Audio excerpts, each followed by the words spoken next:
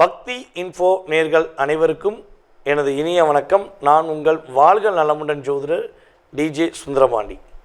நேர்களே, இப்போ நம்ம என்ன விஷயத்தை பற்றி பார்க்க போகிறோம்னா, இந்த ஜூலை மாதம் 2026 கோச்சார கிரகங்கள் உங்களுக்கு என்னென்ன விஷயங்கள்லாம் மாற்றத்தை கொடுக்குறாங்க, என்னென்ன விஷயங்கள்லாம் உங்களுக்கு ஏற்றத்தை கொடுக்காங்க அப்படின்னு சொல்லி பார்க்க போகிறோம். பொதுவாகவே இந்த மாத பலன் அப்படின்னு எடுத்துக்கிட்டால் சூரிய பகவானை மையமாக வச்சு தான் நம்ம மாத பலனை பேசுவோம். இந்த ஜூலை மாதத்தில் பார்த்திங்கன்னா சூரிய பகவான் ஆரம்பத்தில் மிதுன ராசியில் 17ஆம் தேதி வரையும் பகலில் இருக்கார். 17ஆம் தேதி பிறகு என்ன பண்ணுறாரு, நம்முடைய மிதுன ராசியில் அமர்ந்திருக்க சூரிய பகவான் கடக ராசிக்குள்ளே தன்னுடைய பயணத்தை தொடக்குவார். அப்போ மேச ராசியில் யார் இருக்கான்னா செவ்வாய், இந்த மாதம் செவ்வாய் தொடக்கத்தில் அங்கே தான் இருக்கார்.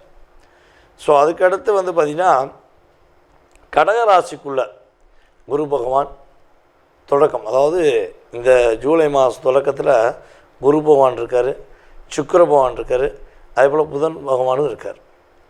இந்த சுக்கிர பகவான் பார்த்திங்கன்னா என்ன பண்ணுறாருன்னா 5ஆம் தேதிக்கு மேலே அப்படியே ஜம்மனி சிம்மத்துக்கு போயிடுவார். அதே போல் நம்முடைய புதன் பகவான் என்ன பண்ணுறாரு, 8ஆம் தேதிக்கு மேலே வக்கரம் அடைஞ்சு என்ன பண்ணுறாரு, தன்னுடைய மிதுன ராசிக்குள்ளே பயணத்தை தொடங்குவார். ஓகேவா? அப்போ 17ஆம் தேதி அவர் என்ன பண்ணுறாரு, சூரியன் கடகத்துக்குள்ளே குருவோடு இணைந்த சூரியனாக செயல்பட ஆரம்பிச்சிருவார். இவர் சுக்கிரன் என்ன பண்ணுறாரு, கேதுவோடு இணைந்த சுக்கிரனாக செயல்படுறாங்கிறது பார்க்குறோம்.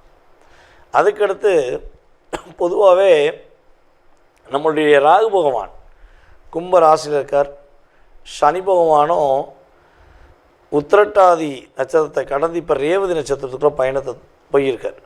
அப்போ ரேவதியில் போகக்கூடிய சனி பகவான் இந்த ஜூலை 27ஆம் தேதி அதிகாலையில் தன்னுடைய ரேவதி நட்சத்திரத்தில் பயணம் செய்யக்கூடிய செயல்பாடில் வக்கரம் பெற்று ரேவதியிலே என்ன பண்ணுறாரு, வக்கர நிலையில் பயணத்தை தொடங்க போகிறார்.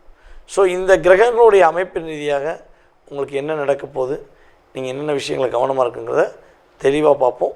வாங்க வீடியோக்குள்ளே போகலாம். காலச்சக்கரத்துக்கு 2ஆம் இடத்தில் அமர்ந்து எல்லாருக்கும் உதவி செஞ்சுட்டு தன்னுடைய வாழ்க்கையில் தனக்கு தேவையான விஷயங்களை தேடிக்கொண்டிருக்கின்ற என் அருமை ரிஷபராசி அன்பர்களுக்கு இந்த மாதம் ஒரு அற்புதத்தை கொடுக்கக்கூடிய மாதம். அப்படியே அல்வா சாப்பிட்ற மாதிரி தான். திருநெல்வேலி இருட்டுக்கடை அல்வா சொல்லுவோம் பார்த்தீங்களா, அதே மாதிரி உங்களுக்கு ஒரு அல்வா சாப்பிட்ற மாதிரி தான். அற்புதமான மாற்றங்கள் ஆரம்பத்திலேயே ஒரு சந்தோஷம் நிறைந்த மாதமாக இருக்க போகுது. மனசுக்குள்ளே எவ்வளோ விஷயங்களில் வலியும் வேதனையும் கலந்து நிறைய பிரச்சனைகளை எதிர்கொண்டு இருக்கீங்கன்னா, அந்த பிரச்சனையிலிருந்து விடுபட்டு உங்களுடைய தேவைகளை நீங்கள் பூர்த்தி செய்வதற்கான ஒரு அற்புதமான மகிழ்ச்சியான மாதமாக இந்த மாதம் தொடக்கத்திலிருந்தே இருக்க போகுது. எல்லா விஷயமும் நன்மையாகும் சொல்லலாம். சந்தோஷங்கள் கொஞ்சம் அதிகமாக, ரொம்ப அதிகமாக நீங்கள் உணரக்கூடிய தன்மை. மனசுக்குள்ளே எவ்வளோ வலியும் வேதனையோடு இருந்தீங்களோ அதை அப்படியே நகர்த்தி விட்டுட்டு சந்தோஷத்தை மட்டும் சந்திக்கக்கூடிய அளவுக்கு இந்த மாதம் உங்களுக்கு சூப்பராக இருக்க போகுது.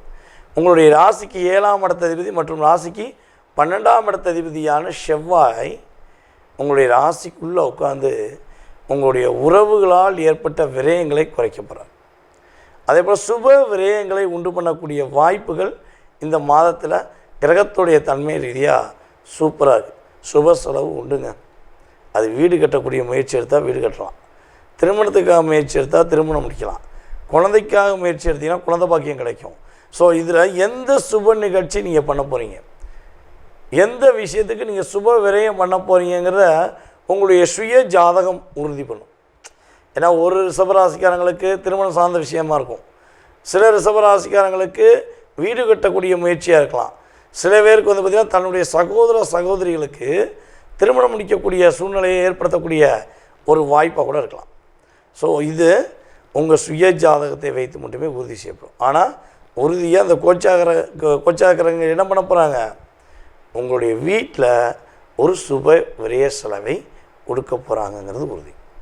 அப்படி நீண்ட நாட்களாக கொஞ்சம் லாங் ட்ராவல் போகணும்னு ஆசைப்படுகின்ற நம்முடைய ரிஷபராசிக்காரங்க, கணவன் மனைவியாக, எங்கள் கணவர் கூட நான் போய் ரொம்ப நாளாச்சு சார், எங்கே பார்த்தாலும் எப்போ பார்த்தாலும் ஏதாவது ஒரு பிரச்சனை வந்துக்கிட்டே இருக்குது சார், என்னுடைய கணவர் கூட நான் பைக்கில் போகணுன்னு ஆசைப்பட்றேன் ஆனால் அதுக்கான வாய்ப்பு கிடைக்கல அப்படின்னு நினைக்கக்கூடிய நீங்கள் இந்த மாதம் உங்களுடைய கணவர் கூட அல்லது உங்களுடைய மனைவி கூட பைக்கில் கொஞ்சம் பிடிச்ச மாதிரி லாங் ட்ராவல் பண்ணக்கூடிய வாய்ப்பெலாம் கிரக ரீதியாக சூப்பராக இருக்குது. அதே போல் நிதி நிலைகள் சம்மந்தப்பட்ட விஷயங்கள், பொருளாதாரம் சம்மந்தப்பட்ட விஷயங்களில் என்னென்ன தடைகள்லாம் இருக்கோ அத்தனை விதமான தடைகளும் உங்களுக்கு சரி செய்யப்பட்டு உங்களுக்கு பொருளாதாரத்தில் மிகப்பெரிய மாற்றமும் மிகப்பெரிய முன்னேற்றம் தரக்கூடிய ஒரு வாய்ப்பாக கிரகங்கள் உங்களுக்கு சூப்பரான வாய்ப்பு கொடுக்குது. அதே போல் இன்னும் ஒரு விஷயம் வந்து பார்த்திங்கன்னா, யார் யாரெல்லாம் ரிஷபராசி என்பர்களில் அரசாங்க வேலைக்கு முயற்சி எடுக்கிறீங்களோ, அரசாங்க வேலையில் இருக்கீங்களோ, உங்களாம் சூப்பரான லக்குங்க. உண்மையிலே ஒரு பெரிய அந்தஸ்து கிடைக்க போகுது, பெரிய ஒரு பதவி உயர்வு கிடைக்க போகுது, நல்ல ஒரு மாற்றம். வேலைக்காக ரொம்ப ட்ரை பண்ணியிருப்பீங்க, வேலை கிடைக்காம தடைப்பட்டுக்கிட்டே இருந்திருக்கோம். இது அரசாங்க வேலையாக இருக்கலாம், இல்லை தனியார் கம்பெனியாக கூட இருக்கலாம். ஸோ நீங்கள் முயற்சி எடுத்திருப்பீங்க, அதில் தடைகள் இருந்திருக்கும். அந்த தடைகள் சரி செய்யப்பட்டு உங்களுக்கான அப்பாயின்மெண்ட் உங்களுக்கு கிடைக்கக்கூடிய ஒரு வாய்ப்பாக, உங்களுக்கு எதிர்பார்க்காத ஒரு சூழ்நிலையில் வேலையை கொடுத்தா நீங்கள் எவ்வளோ சந்தோஷப்படுவீங்க, அந்த நிலை தான் இப்போ வரப்போகுது. ஏன்னா வேலையில் கெட்டிக்காரன் நீங்களாம். நம்ம ரிஷபராசி பெண்களாக இருக்கட்டும், ரிஷபராசி ஆண்களாக இருக்கட்டும், உங்கள்கிட்ட வந்து ஒரு வேலையை கொடுத்து இதை முடிச்சிருப்பா, ஒன்றை மட்டும் தான் நம்புகிறேன் அப்படின்னு மட்டும் சொல்லிடக்கூடாது. சொல்லிட்டா உங்களை நீங்களே மறந்துடுவீங்க. அவ்வளோ தூரம் இன்வால்மெண்ட்டாக அந்த வேலையை முடிப்பீங்க. ஆனால் முடித்த பிறகு நீ செஞ்சப்பா, ஆனால் அவங்க தான் காரணம்னு சொல்லி என்ன பண்ணுவாங்க, ஆட்டோமேட்டிக்காக டைவெர்ட் பண்ணியிருப்பாங்க. ஸோ இதில் தான் நீங்கள் நிறைய டிப்ரெஷன் ஆகிருப்பீங்க. ஸோ அந்த நிலை இல்லாமல் இந்த கிட்டத்தட்ட வந்து பார்த்திங்கன்னா இந்த ஜூலை மாதம் தொடக்கத்திலிருந்தே யோகங்கள் காத்திருக்கிறது என்பது உண்மை. வேலை வாய்ப்புகள் உங்களுக்கு உறுதியாக உண்டு. மகாலட்சுமி வீட்டுக்காக தட்டுவா. சார் எந்த மகாலட்சுமி அப்படின்னு கேட்கக்கூடாது. நான் சொல்கிறது மகாலட்சுமி நம்மளோட தாயாரை சொல்லியிருக்கேன். சரியா?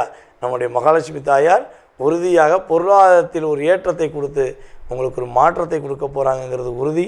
நீங்கள் கவனமாக இருக்க வேண்டிய விஷயங்கள் என்னென்னா, இந்த யாருக்காவது டாக்குமெண்ட்டில் கையெழுத்து போட போகிறீங்கன்னா தயவு செய்து கையெழுத்து போடாதீங்க. ஏன்னா உங்களுடைய ராசிக்கு 2ஆம் இடத்ததிபதி மற்றும் உங்களுடைய ராசிக்கு 5க்குரியவர் இந்த மாதம் 8ஆம் தேதிக்கிட்ட வக்ரம் அடைகிறார். அப்போ எதிரியா யாருக்காவது ஜாமீன் கையெழுத்து போட்டிங்கன்னா அந்த கையெழுத்துக்கு நீங்கள் சம்மந்தப்பட்ட ஒரு தலை உருளக்கூடிய வாய்ப்பு இருக்குது. ஸோ கவனமாக இருங்க. அதுக்கடுத்து வந்து பார்த்திங்கன்னா, உங்களை விட வயது குறைந்தவர்கள் உங்களிடம் தேவையில்லாமல் இது விவாதம் பண்ணால் என்ன பண்ணுங்கள், அவாய்ட் பண்ணிடுங்க. அவங்கள புரிய வைக்க ட்ரை பண்ணாதீங்க. ஸோ இதை மட்டும் நீங்கள் கவனமாக இருந்தால் போதுங்க. இந்த மாதம் ஏற்றமும் மாற்றமும் நம்முடைய ரிஷபராசி என்பவர்களுக்கு ஜூலை மாதம் தூள் கலப்புகின்ற மாதமாக இருக்க போகுது என்பது நிதர்சனமான உண்மை. நேர்களே, இவ்வளோ நேரம் நீங்கள் பொறுமையாக பார்த்தது உங்களுடைய ராசிக்கான கோச்சார கிரகங்கள் ரீதியான கிட்டத்தட்ட ஒரு பொது பலன். இந்த பொது பலன் அப்படிங்கிறது வந்து பார்த்திங்கன்னா குறைஞ்சது 20% 30% உங்கள் லைஃப்பில் ஒரு சேஞ்ச் கொடுக்கும். இதை தாண்டி உங்கள் மனசில் நிறைய கேள்விகள் இருக்கலாம். இது நடக்கலை, இது நடக்குமா, இது கிடைக்கல, அது கிடைக்குமா, ஸோ இது முடியுமா முடியாதா. ஸோ அப்படி நினைக்கக்கூடிய ஒவ்வொரு விஷயங்களுக்கும் ஒவ்வொரு விதமான செயல்பாடுகள் இருக்கும்.